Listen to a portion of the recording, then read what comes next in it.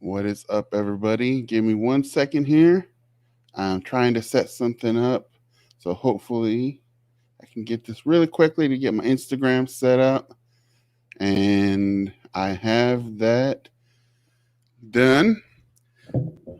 So don't, don't. All right, now we'll officially start. We have a viewer and we have our Instagram and Facebook and YouTube all going live right now. If you're watching this live, there's a number of places you could be seeing it. If you're listening to this or watching this after the fact, you could be seeing it on YouTube, Instagram, or my Facebook group or my Facebook page. So any of those places, just look for Social Work Mentor, and that's where you'll find me and the stuff that I'm doing at any given time. So today we're at the time of filming this, at the time of recording this, it's a Friday 9/11/2020. Obviously a very special and solemn day for obvious reasons.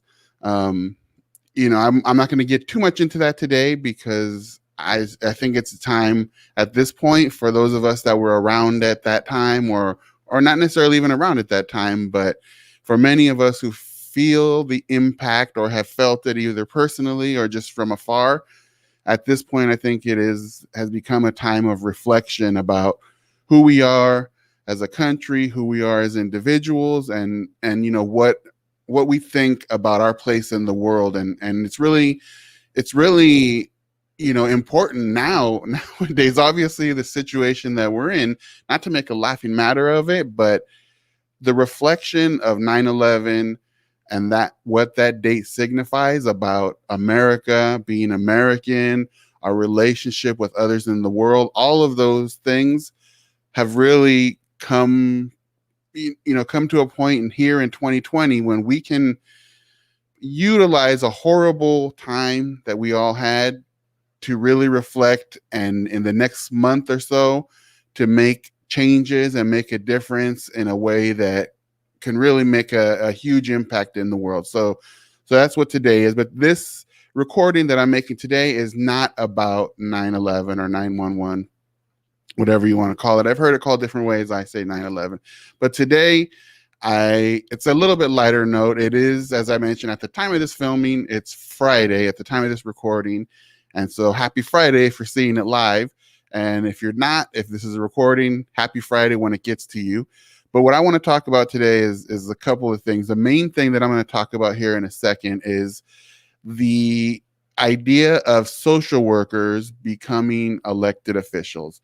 I'm going to get a little bit more into that in just a couple of minutes, but I'm going to give 5 reasons from my own personal experience as an elected official now, why we absolutely need more social workers to become elected officials. I'm going to get to that, and I'm going to have a bonus reason too that I think is probably the most important one of all. But the first thing I just wanted to talk about really quickly as a kind of hot topic, and just to let you know where I am from. So although I'm wearing a Los Angeles Dodgers t-shirt here, casual Friday from my home office, and I am a Los Angeles Dodgers fan, I live in the San Francisco Bay Area. And so here in the San Francisco Bay Area, I don't know how many of you in the United States or in the world, wherever you may be viewing or listening to this from, I don't know how many of you have seen the pictures, maybe videos of what we've experienced, particularly the past couple of days, but over the past several weeks. But it's just, I wanted to just come on here and talk about a very eerie, ominous kind of feeling that we have right now in the Bay Area. We're just covered by smoke and like this marine layer that's kind of trapping in and holding down the smoke. And so we're just in a constant haze right now. Like at my house, you can barely see across the street. The sky the other day was like something out of a movie, like orange, bright orange. And it's something that seems so unnatural. It felt like I was inside of a volcano or something like that. But the reason why I bring this up is because, like, as I mentioned, it really created like an ominous feeling. I just felt off all day. Something wasn't right. And it made me think, first of all, I thought about there's a very large homeless population where I live, and I thought about how are homeless, individuals who are challenged with their housing situation right now, how are they dealing with this? You could probably walk 5 minutes from my house and there's numerous encampments, and how just to empathize with and think about how they struggle through day-to-day life, whether it's freezing cold or scorching hot or weird orange smoky skies. Like, how do they deal with that? And what can we do as individuals or as organizations to continue to support them in their day-to-day living, but also be strategic about longer term solutions? The answer is out there. I truly believe that, but I'd also believe that it's going to be a social worker or someone around social work who's going to find the solution to solving that problem. So, but the other thing I thought about with the ominousness, if that's a word, how ominous it was, is just in general, how a lot of clients that we work with may just go through life just feeling like this haze that maybe not orange, but just like a haze, thick, cloudy, kind of hard to breathe, stuffy air. It's that many of us have, in life gone through those challenges, and maybe that's why we're social workers. I may or may not have had some of the challenges that I'm describing, but it's been some time now, and I have forgotten what any of that might have felt like. But it's easy to remember that when we're dealing with clients and we're in their lives, and you see it. Like, if you're a social worker, you're working with the client and you can connect with it because you're empathic and you're seeing it across from you. Excuse me. But it's another thing to really get into it and feel it. And this haze, this ominous feeling that's been with us has really had me reflecting and thinking about just what is life for individuals that we're working with that are going through difficult times, and what can I do to help them come out of that haze? It may be something small, but that feeling is just so oppressive that even those small things, I think, make a difference. So that's all I wanted to say about that particular item. The second thing that I wanted to talk about before I get to the elected official stuff is that so I know in social work, one of the things that we're often challenged with, and a lot of us have difficulties with, is being healthy. Like, obviously, I have to continue to challenge myself and work on my physical health and also mental health as well. But specifically, I'm speaking to physical health.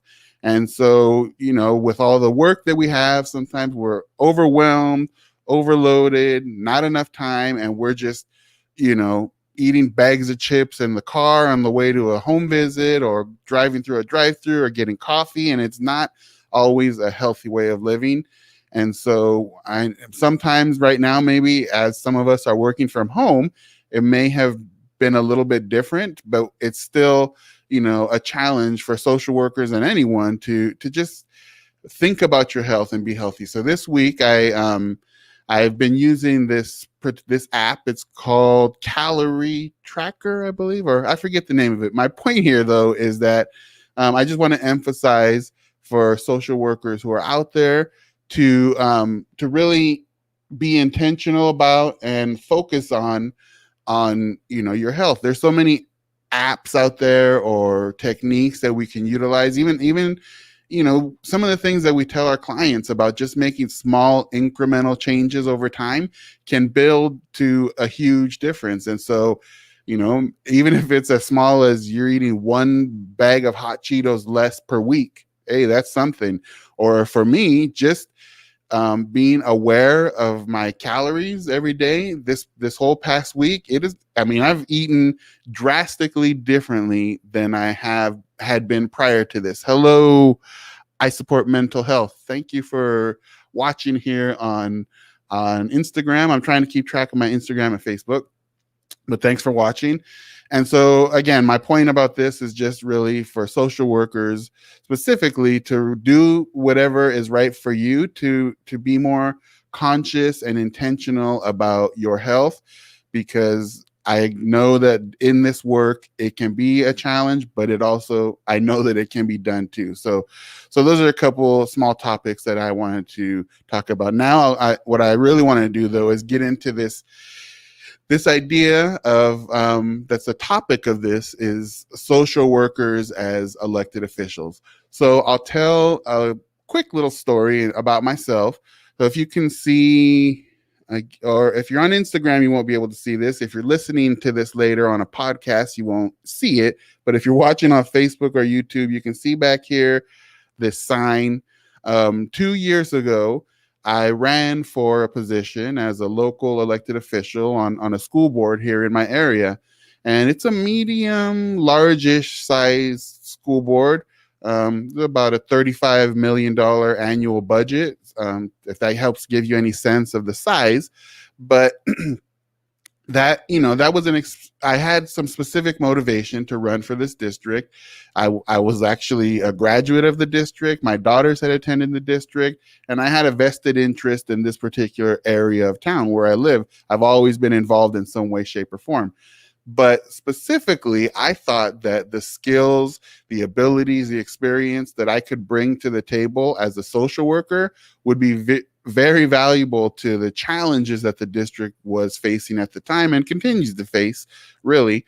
And so I decided to run, and I did run, and I did actually win one of the seats for the school board where I now am. I'm actually the president of the school board. So the reason why I bring this up is because I'm now basically halfway through my term, 2 years in, and it has become very clear to me, not only in my particular district, but as I'm involved in and connected with other districts, it has become abundantly clear to me that those of us who have had the education, the training, or the experience of a social worker are invaluable to positions as elected officials. And I'm going to go through just a list of 5 reasons why I believe this to be true based on my experience now the past 2 years. And then at the end, I actually have 6. That one of them is going to be a bonus that I think is really the most significant. So the first one that I think really is a reason why we as social workers are better prepared than most other people or positions to at least try to become an elected official, and that's empathy. I think that I've come into contact now with a number of other colleagues on school boards and other elected positions throughout my local area, and they all have their strong points and backgrounds that are very helpful, but it's hard to find individuals in these positions who really do have a good grasp and understanding of the concept of empathy. And it's very important in these positions to have empathy, because it can be very simple when you're creating policy or looking at budgets or finances as an elected official to just black and white. What's the bottom line? Vote yes or no, move on to the next item. That can become the case, and I've seen sometimes it does.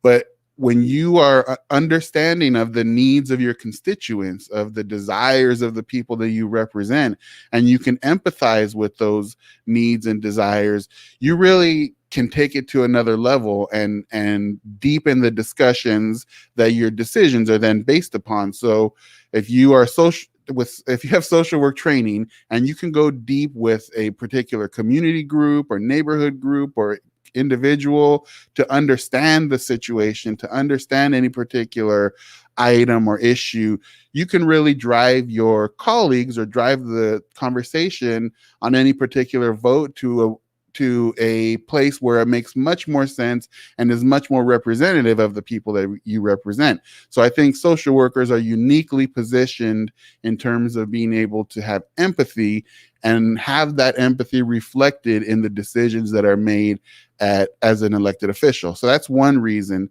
why I think a social worker should run for elected office.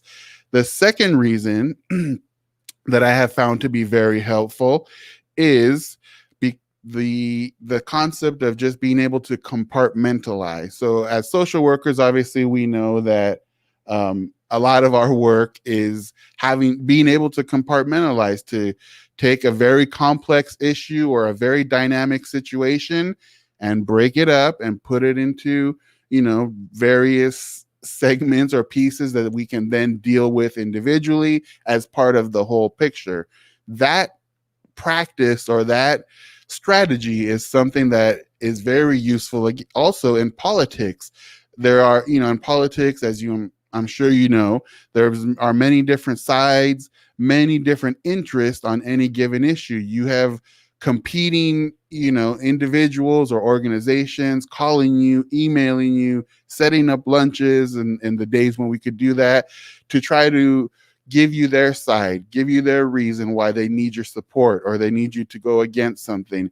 And so you, as an elected official, have to be able to take those pieces of information and break them up in such a way that you can deal with them individually and then bring it all together as part of the whole picture so that you can make a good decision.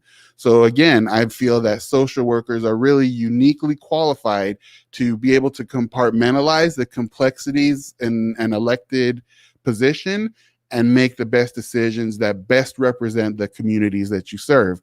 The third reason why I think social workers should run for public office is our ability to facilitate people to a place of commonality.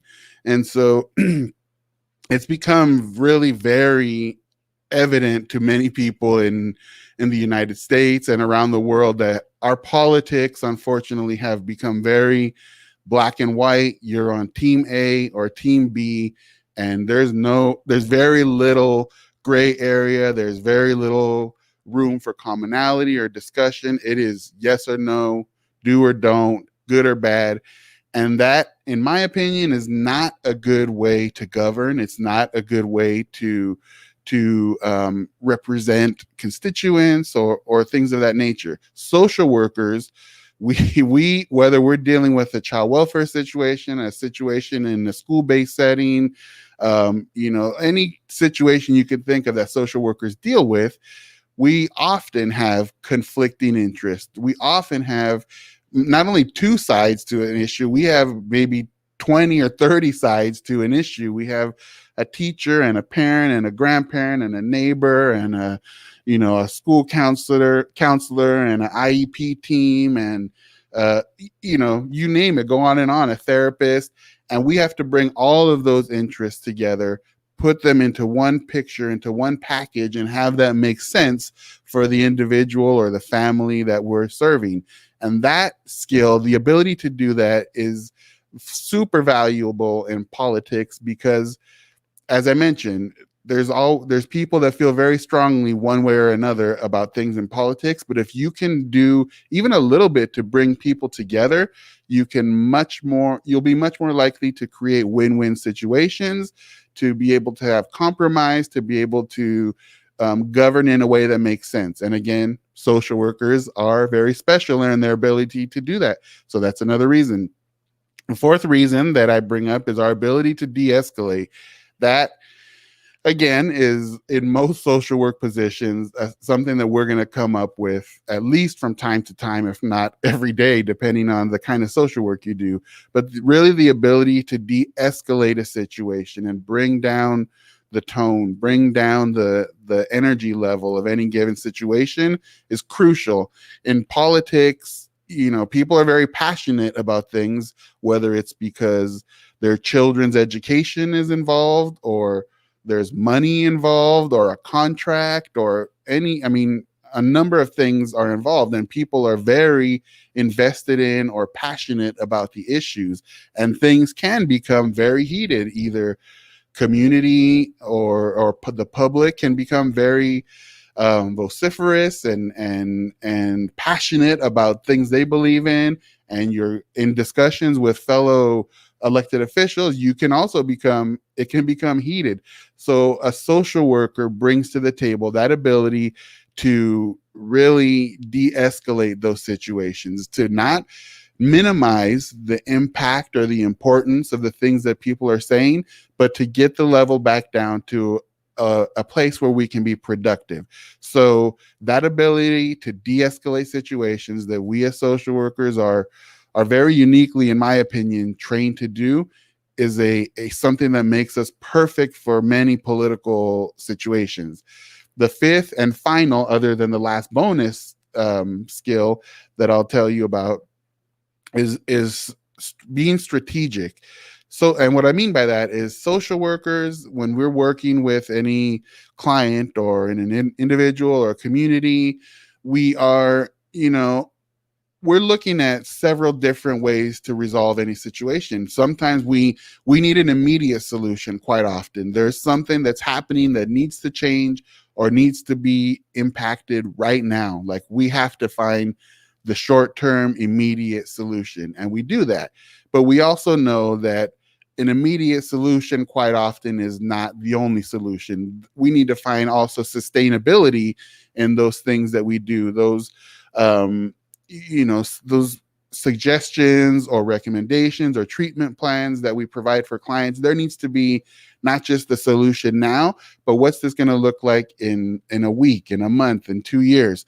And so that ability to be strategic in our understanding of situations and our planning for how we will best deal with those situations is also crucial in politics. I've found in my experience that many politicians are very reactive. They are very, they respond immediately to something, but it's like that's a very political thing to do, because if there's a problem, they want to be the person to say, I solved it, I fixed this issue, so give me some political cachet, give me some, vote for me next time, or remember me at the ballot box, whatever that is. That's helpful to them in that situation.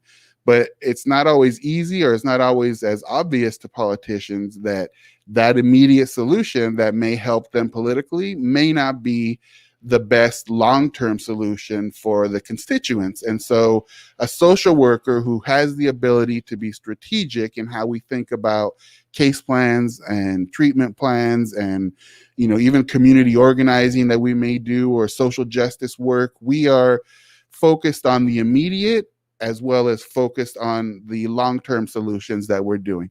So those are the 5 reasons that I think social workers should absolutely consider running for elected office. But I have the 6th bonus reason that I want to share with you, because I think it's probably what sets us apart more than anything else, in my experience now, for people that are in elected positions. And that is our thick skin, for lack of a better term right now in my mind, the ability to take, whether it's constructive criticism or frankly just attacks sometimes, is something that as social workers, depending on your experience and the kind of work you've done, you may be very familiar with. Oftentimes in social work, when we're working with individuals that don't want to be worked with right now, or maybe they're mandated to work with us, or they're just, they know they need change, but they're not ready for change. Like, people that we work with aren't always, at least initially, nice to us. And they, depending on where you work, whether it's child welfare or in a school, you may get some very, very not nice comments about you, your family, your work, sometimes threats, sometimes actual, to the point of really, as if we think about it, lethality. And that's, obviously at the far end of the scale, but it is a reality for us. But my point here is that social workers are in a position to have had experiences quite often that we know that individuals may confront us, individuals may treat us in a certain way, but we have the ability to take that, to again kind of compartmentalize it, to understand that person, have empathy and understand where that person is coming from, and then to try to piece it all together, to take that feeling that they're emoting to us, that emotion, that passion that's coming at us, and really use it in a constructive way to find solutions. But the first thing is just being able to take it, because I've seen a number of elected officials now who really can't take when a community member makes a comment or statements about them or posts things on social media. And again, I think that is a skill that is quite uniquely an intrinsic part of what we as social workers do and what we bring to the table as elected officials. So those 5 plus a bonus reasons: empathy, ability to compartmentalize, facilitation of common ground, de-escalation skills, being strategic, and having thick skin. Those are the reasons why I think that I don't think, I know that social workers are desperately needed right now in the times that we're living in elected positions. There are a number of us, not a number, there are many as social workers who are in fact elected officials who serve from the highest levels of national government to the lower, local levels, like myself in a local school board. The impact that we can have, whether you're a president or a senator or a school board member, it's just like social work. You are impacting on a macro level, or sometimes maybe a meso level, but you're impacting communities and individuals. And I actually work for a child welfare organization in my day job, and I work with a community that that I serve in one particular way in my day job.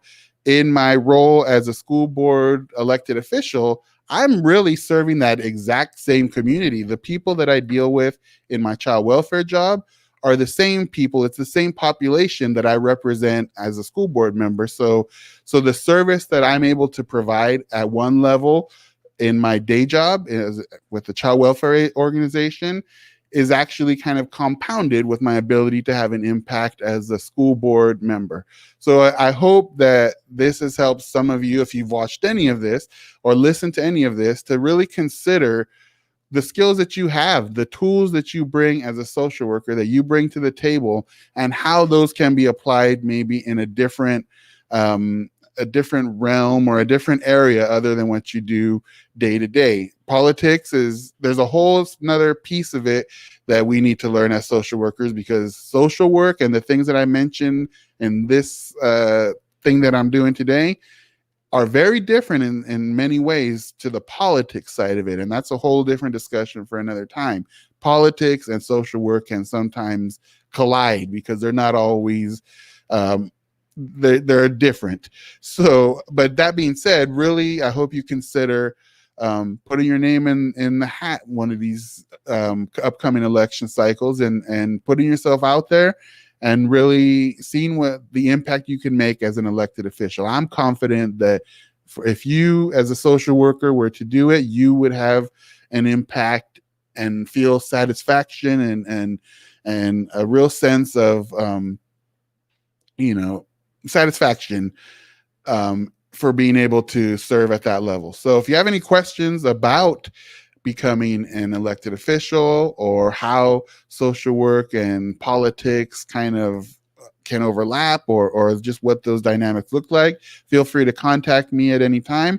I'm by no means an expert in politics, at least, but I got 2 years under my belt, and I have something to offer to my fellow social workers, because I really want more of you up over here with me as elected officials. So hope you enjoyed it. Hope it's been helpful. Thank you for listening or watching. And if you want more information about Social Work Mentor, you can go to socialworkmentor.com. But short of that, I will just see you in the next video, or catch you on the next podcast, or however it is that we connect. Thanks for your time today. See you later.